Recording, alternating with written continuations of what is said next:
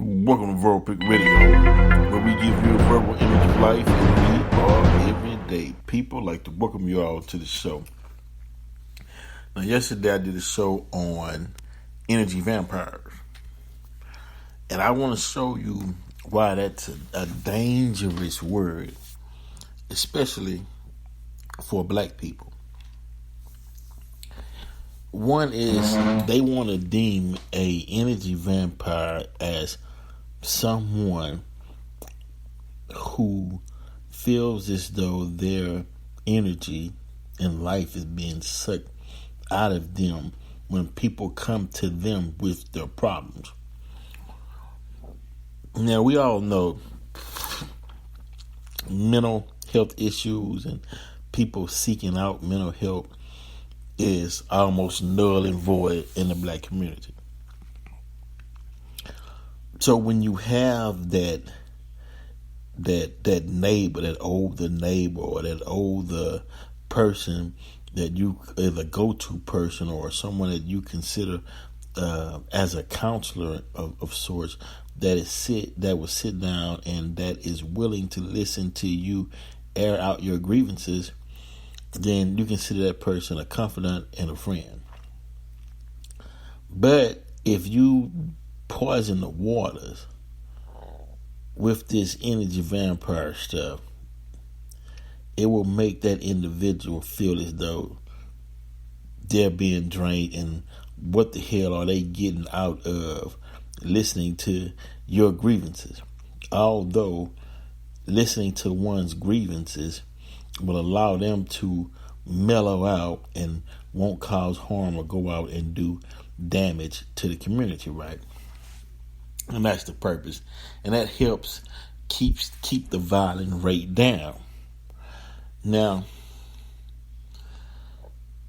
this young guy, 15 years old, Ethan Crumbley, right?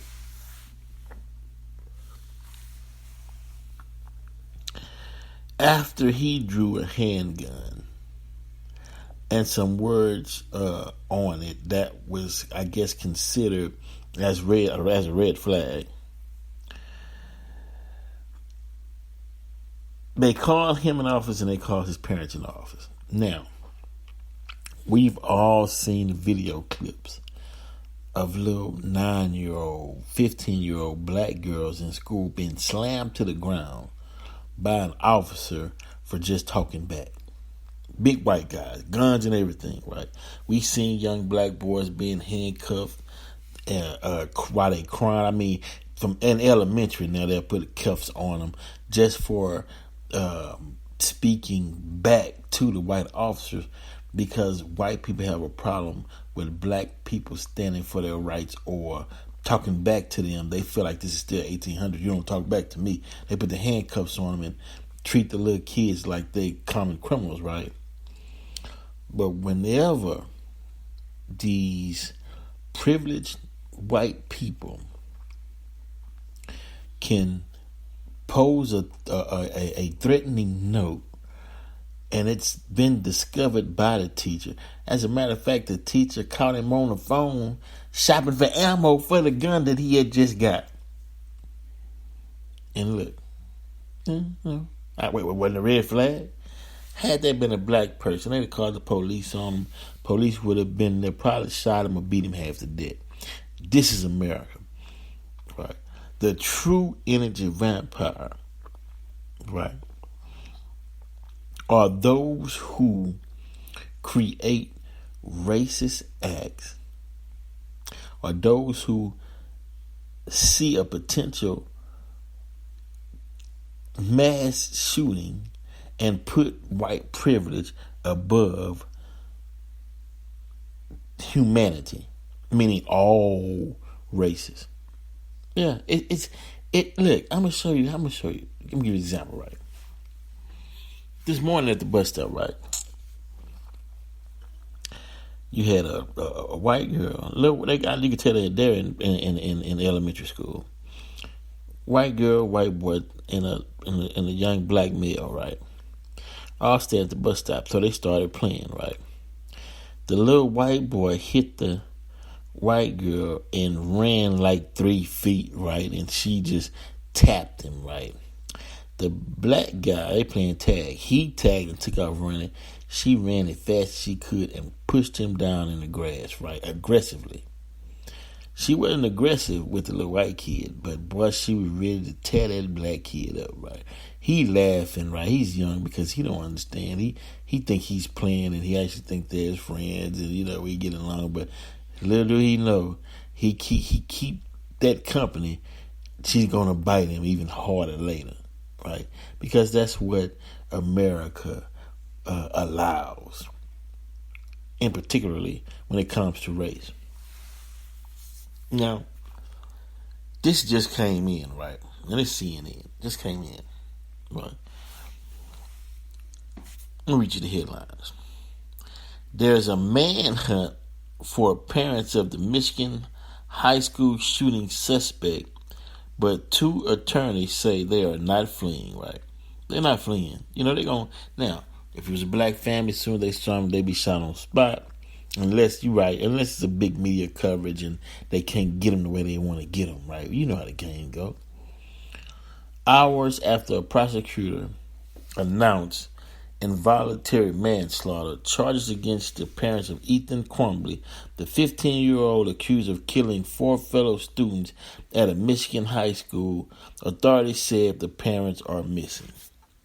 But in another twist, 2 attorneys who say they are representing the couple released a statement that said the Crumbleys had left town for their safety and are returning for an arraignment. They left town for their... Who's coming after them? Right? They left for their safety. Please. There were so many red flags that went off before this shooting. They even sat down with the parents before the shooting even took place. And the parents didn't get the boy any help. Then, towards the end, the mother told him, after he texted, she told him, don't do it. My point is, young black male, it wouldn't even got that far. Matter of fact, first of all, his parents not buying him a gun in the first place.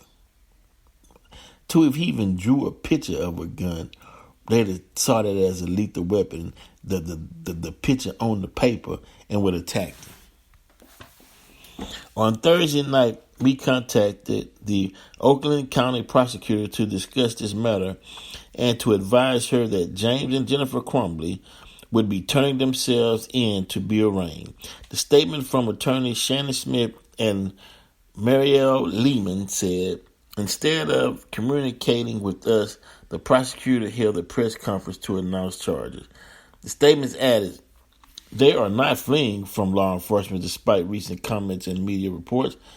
A law enforcement official told CNN that the parents withdrew $4,000 from an ATM in Rochester Hills, Michigan on Friday. Rochester is about 10 to 15 minutes from Oxford. Law enforcement had been able to track the couple's whereabouts by cell phone pings, but can no longer do so as the couple's cell phones are turned off, the official said. The source did not specify when the phones were turned off. The parents' arraignment had been scheduled for late Friday afternoon, but as of Friday evening, the parents were still missing, according to the Oakland County Sheriff's Office. Under Sheriff Michael McCabe told CNN that a sergeant with the County Fugitive Task Force had spoken with one of the attorneys who said she had not actually talked with the parents. The undersheriff said he is confident the couple will be found, and it is a matter of when. Of course, everybody know who they are. They just exercising their privilege right now. Sheriff Michael Buckart early told CNN that law enforcement had not talked with James and Jennifer Crumbley, but their attorney had told officials that if there were charges, she would make arrangements for them to be arrested. He said the attorney had attempted to reach the parents by phone and text without success. When asked by CNN whether the parents are missing, Burkhardt said, correct. If they think they are going to get away, they're not. He said, of course they're not. The couple weren't under surveillance until it got closer to last night when charges were pending and detectives began the process of monitoring them. There was no early surveillance on them before that because no charges were pending. Wow, y'all. Wow. That's all I can say. Wow. Right. Wow. This is crazy. This is crazy. On November 30th, 2021, a gunman opened fire on students and staff at Oxford High School in Detroit. Yeah. Crumbley. Crumbley. Yeah. Open fire. Wow. And then, now surveillance footage reportedly showed Crumbley, and that's Crumbley Jr., right, entering a bathroom with a backpack and then exiting it about a minute later without the backpack, but with a semi-automatic handgun. Immediately afterwards, prosecutors said Crumbley started firing at students when they started fleeing. He methodically and deliberately walked down the hallway and aimed his gun into classrooms and at students who were unable to escape. According to students, a voice over the intercom alerted them to an active shooter, and their teachers started locking and barricading doors and covering windows, convincing them it was not a drill. Others recounted hearing some loud banging noises before realizing the noises were gunshots and quickly locking the door. One student who had hid in the bathroom stall recalled hearing the sound of a gun cocking outside the bathroom. Once the school was secured, he opened the bathroom door to find several bodies laying on the floor. At 12:51 p.m., police began receiving the first round of 100 911 calls about the shooting and responded to the school. Crumbley was arrested unharmed by a deputy. I'm sorry, white privilege.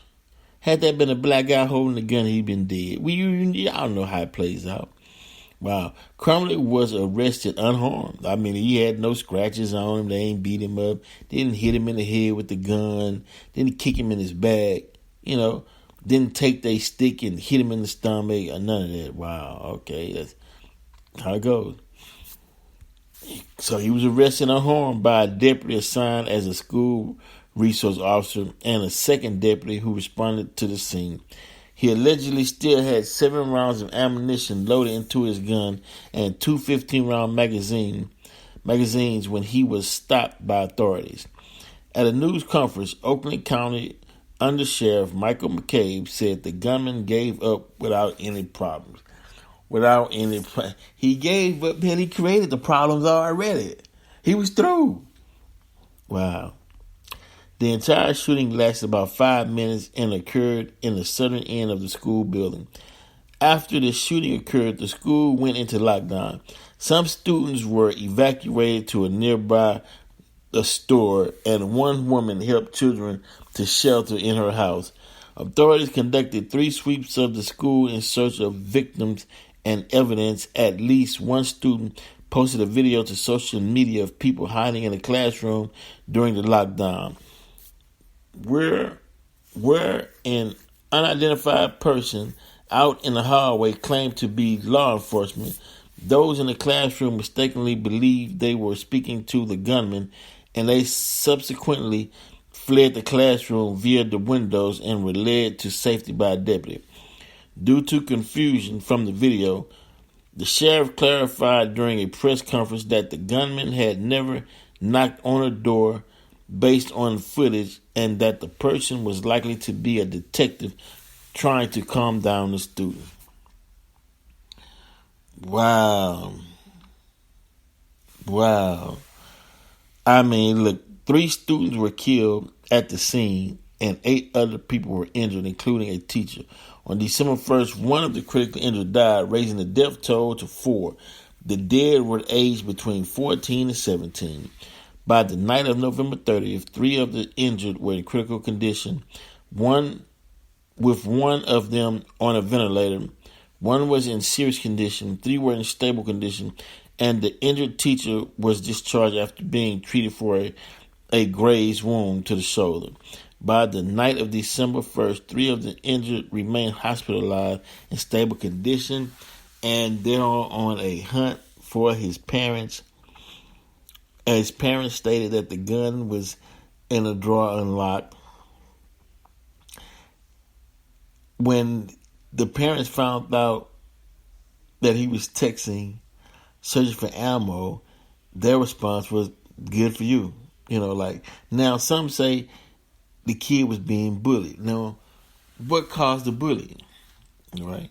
Was he a person, a go-to person, and everybody got on his nerves, and he seen them as energy vampires, and he had to take them out? You saying, why am I so on this energy vampire thing? Because words are spells. And if you allow this word, right, to run prevalent within the community, trust me, it will cause chaos and division.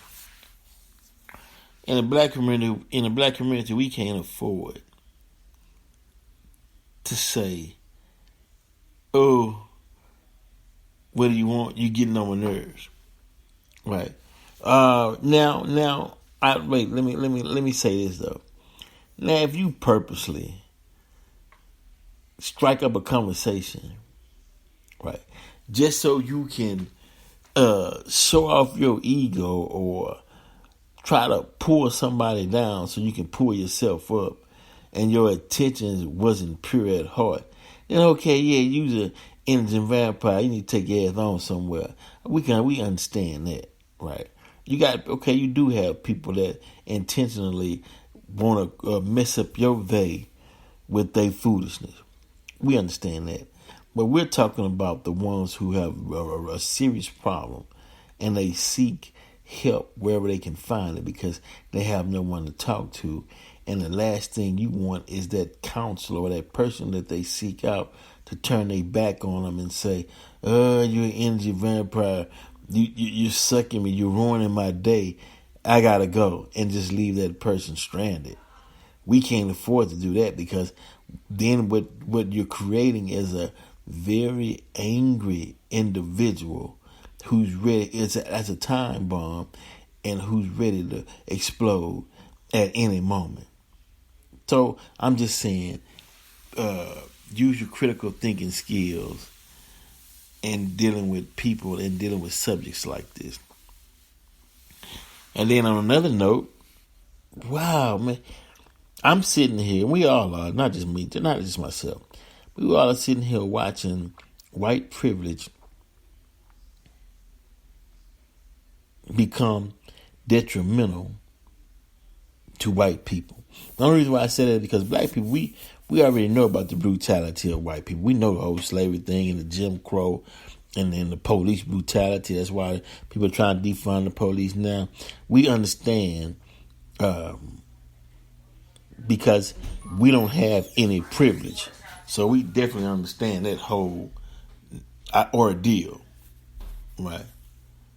But the next thing that we want to do, or the next thing that we like to do, right, is as a people, I'm talking about as black people, is,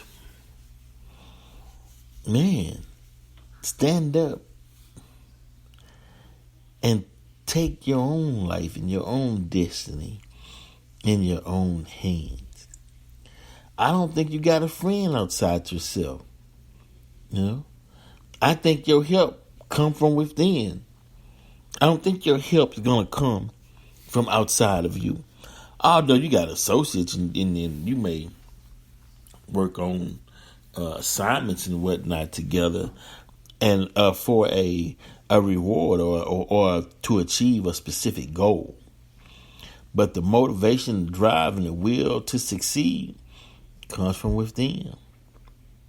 Verbal Pick Radio. We're out.